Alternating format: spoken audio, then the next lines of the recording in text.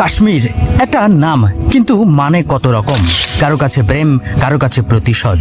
এটা কি শুধু বরফে মোড়া পাহাড়, নাকি সেই আগুন যেটার তাপে ভারত পাকিস্তানের সীমান্ত জ্বলছে এখনো?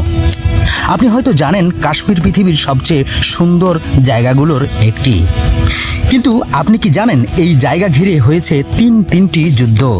কাশ্মীরের নাম শুনলে মন ভরে যায়। তাহলে একবার ভেবে দেখুন, সেখানকার শিশুরা গোলাপ দেখে না, দেখে বন্দুক। আজকে রেলি স্টারের এই আকর্ষণীয় ভিডিওটিতে আপনাদের জানাবো কাশ্মীরের সেই না বলা গল্প, ছন্দে ছন্দে, তথ্যের জালে, বিনোদনের ঢঙ্গে। এখানে নিজ হাতে শিল্প গড়েছে। শ্রীনগর, গুলমার্গ, পাহেলগাম এসব নাম শুধু জায়গা নয়, অনুভূতির মতো। ডাল লেকের হাউসবোট এক রাত কাটানো মানে যেন কবিতার মাঝে ঘুমিয়ে পড়া। প্রাকৃতিক সৌন্দর্যের এমন সম্মিলন পৃথিবীর খুব কম জায়গায় আছে। তাই তো কাশ্মীরকে বলা হয় পৃথিবীর ভূস্বর্গ। 1886 সাল থেকে কাশ্মীর ছিল ডগরা রাজাদের হাতে। ব্রিটিশরা যখন ভারত ভাগ করলো, তখন কাশ্মীর পড়ে গেল মাঝামাঝি। মুসলিম সংখ্যাগরিষ্ঠ অঞ্চল, কিন্তু হিন্দু রাজা মহারাজ হরি সিং তিনি পাকিস্তানের প্রস্তাব নাকচ করে ভারতের সঙ্গে চুক্তি করেন।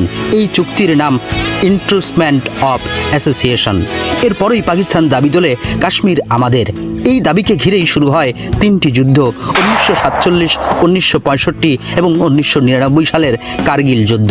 1999 কার্গিলের পাহাড়, সেই শীতেও জমে না রক্তের ধার। পাকিস্তান ভারত দুইটাই বলে কাশ্মীর আমাদের, সেই সুরে তালে। কিন্তু কেউই ভাবে না সাধারণের কথা, যাদের ঘরে শুধু কান্না আর ব্যথা।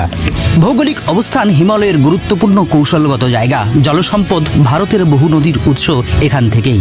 ধর্মীয় পরিচয়, মুসলিম প্রধান এলাকা বলে পাকিস্তান এর বিশেষ দাবিদার। অর্থনৈতিক গুরুত্ব, পর্যটন, শালের কাঠ, আপেলের বাগান এবং কেশরের রাজ্যে ভরপুর এই কাশ্মীর। আমরা কি পারি না একসাথে চলতে, কাশ্মীরকে নিয়ে যুদ্ধ না করতে?